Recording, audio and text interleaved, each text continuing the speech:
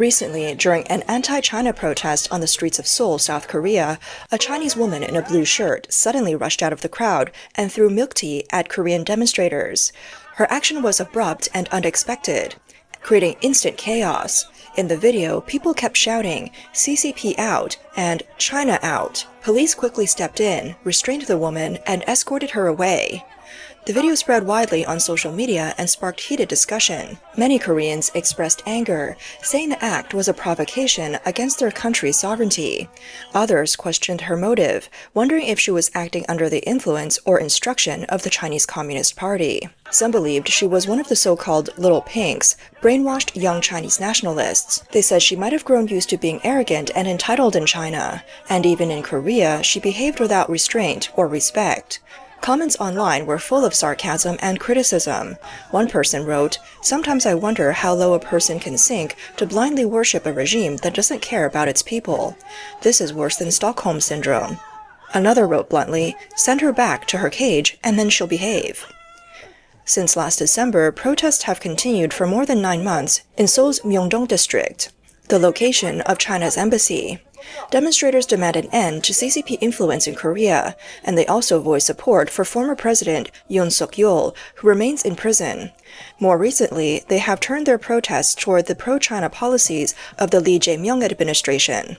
The rallies have been large, with many participants, showing not only resistance to CCP influence, but also defense of Korea's sovereignty and democracy. Earlier this year, protesters tore down banners near the Chinese embassy that displayed the Chinese flag and images of Xi Jinping, Wang Huning, and Ambassador Dai Bing. China's foreign ministry issued a strong protest in response, but its so-called wolf warrior style only deepened resentment and widened the conflict. At recent demonstrations, along with South Korea's Tai Chi flag and America's Stars and Stripes, large banners stood out with 4 bold Chinese characters. "Heaven will destroy the CCP." The words reflect the voice of the Korean people, and also the hope of many who have suffered under the Chinese regime. On the evening on September 9th, protests once again filled the streets of Seoul. This time, the rally focused on opposing the government's decision to allow visa-free entry for Chinese nationals. On September 7th, the South Korean government announced a temporary visa-free entry policy for Chinese tour groups, effective from September 29th until June 30th of the following year. The policy allows designated travel agencies from Korea and China to organize these groups, permitting Chinese tourists to stay in South Korea for up to 15 days. Jeju Island, however, maintains its current policy, allowing individual or group visa-free entry for up to 30 days. This move has sparked discontent among the South Korean public.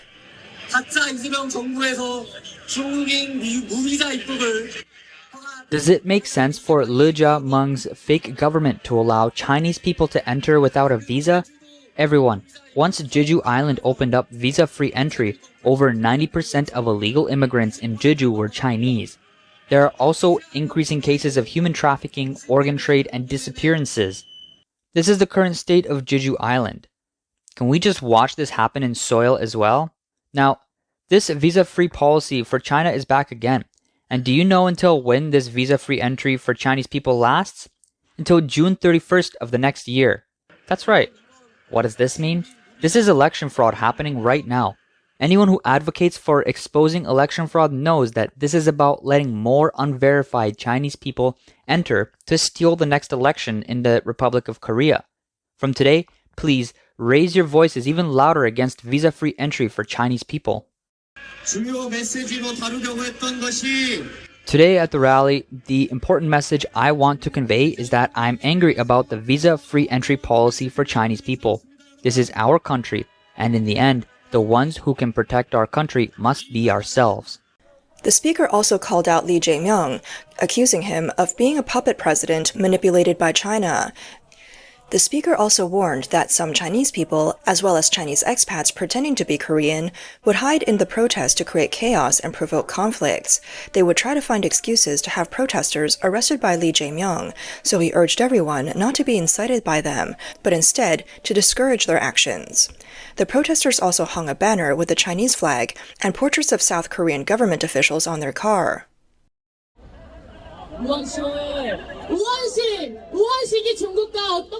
The first portrait on the banner is of Woo Wan-sik, Do you know what connection Wu Wanshik has with China?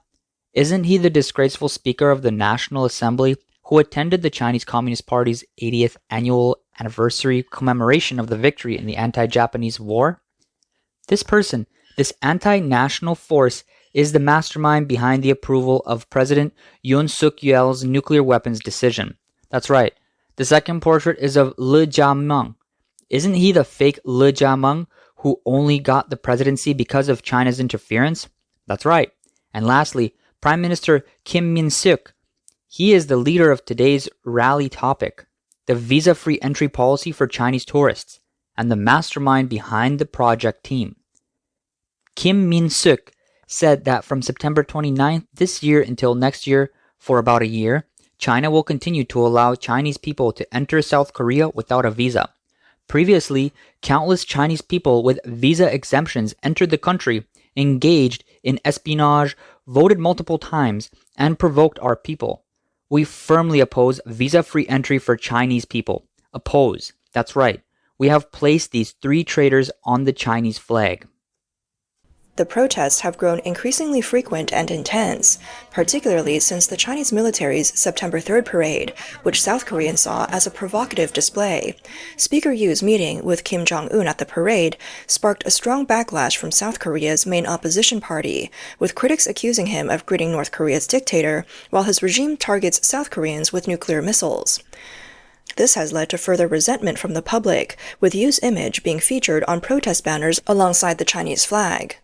The Chinese military's extravagant parade, showcasing advanced weapons such as stealth fighters, new nuclear missiles, and hypersonic anti-ship missiles, sent a strong message to the West, particularly the U.S.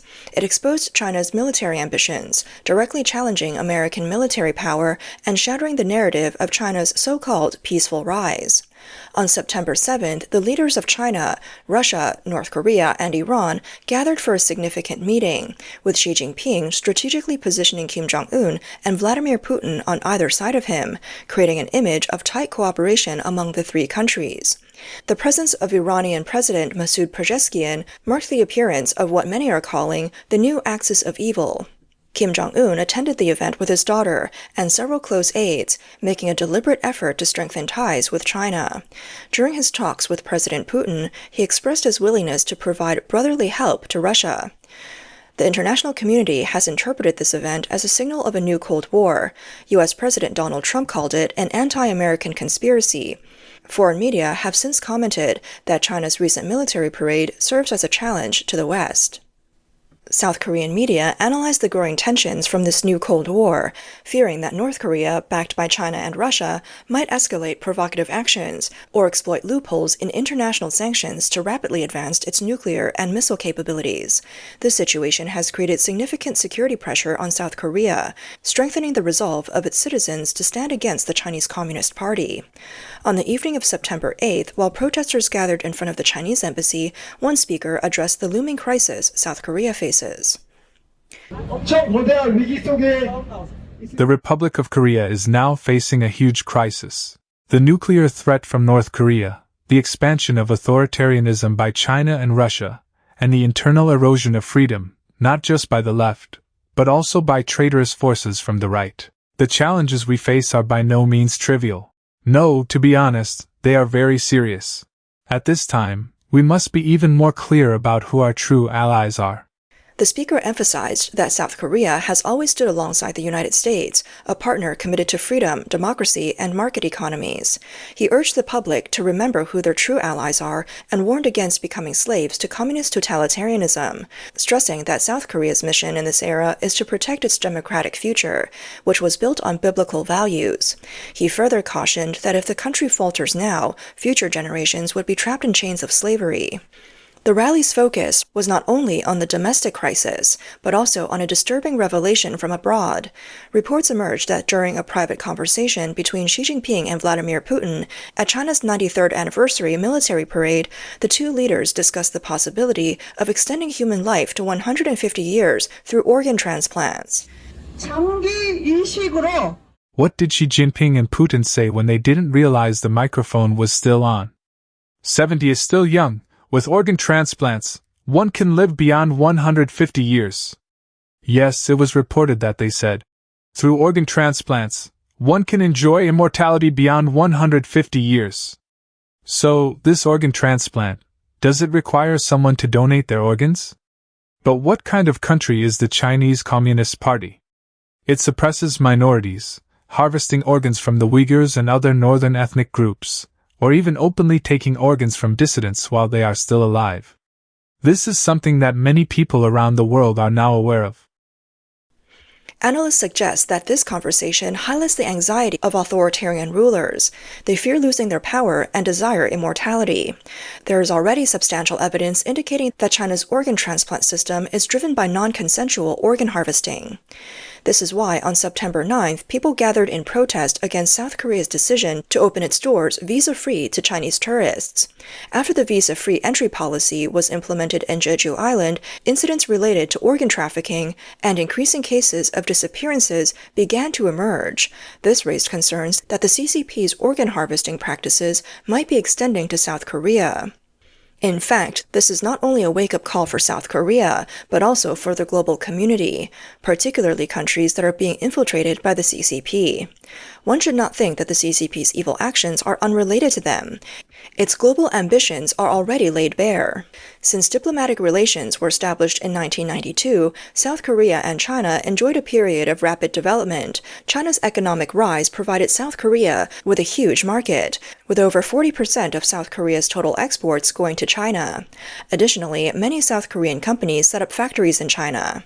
For years, South Korea's foreign policy has balanced between two powers: security through the U.S. and economy through China. It has maneuvered between the U.S. and China to gain maximum benefits. However, the CCP has used South Korea's dependence on its economy as leverage, frequently interfering in South Korea's domestic and foreign policies. For instance, in 2016, during the Thaw dispute, China imposed a Korean wave ban, which devastated South Korea's entertainment and tourism industries, leading many South Korean companies to pull out of China. The CCP has also utilized various methods to penetrate South Korea, from economic and cultural influence to political interference. Through cultural penetration, the CCP has attempted to manipulate South Korean public opinion.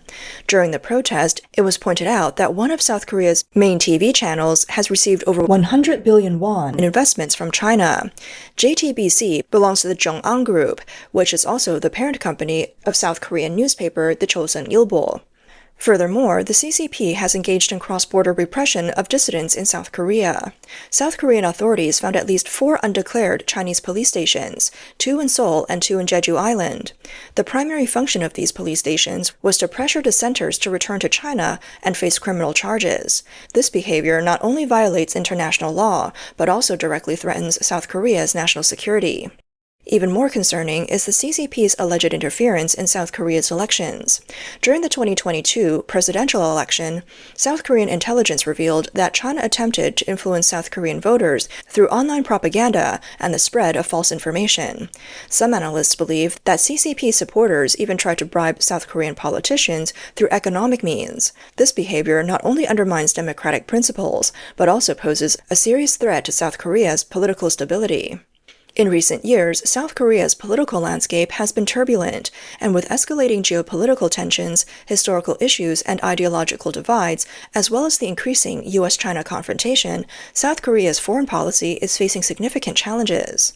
For instance, South Korea's semiconductor industry is now under increasing pressure to choose between the U.S. and China.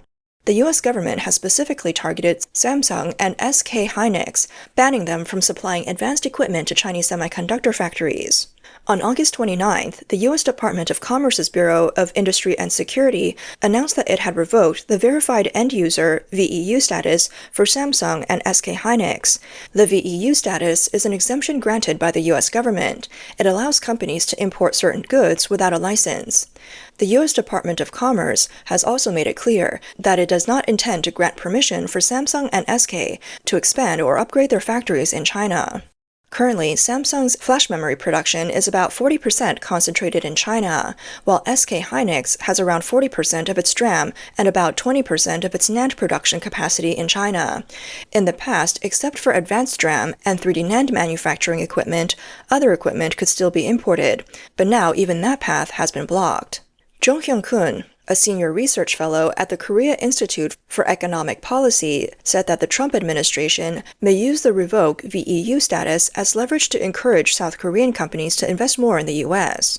However, he also pointed out that whether or not additional investments are made, the U.S. policy stance of decoupling from China's market will not change. Following the Korea-U.S. summit, South Korean President Lee Jae-myung remarked that South Korea can no longer maintain the dual-track approach as U.S.-China conflict intensifies. However, China remains South Korea's largest trading partner, and Russia's influence on the security of the Korean peninsula cannot be ignored. In the face of increasing pressure to choose between the U.S. and China, South Korea's choice of unilateral diplomacy has clear limitations. On security matters, South Korea must strengthen the Korea-U.S.-Japan cooperation. But in economic and non-security areas, it needs to adopt a dual-track strategy to maintain cooperation with China. At the same time, South Korea must also strive to strengthen cooperation with countries and regions such as India, Europe, and Australia. However, for South Korea, which is almost entirely dependent on the U.S. for security, the Lee Jae-myung government's pragmatic diplomacy faces severe challenges.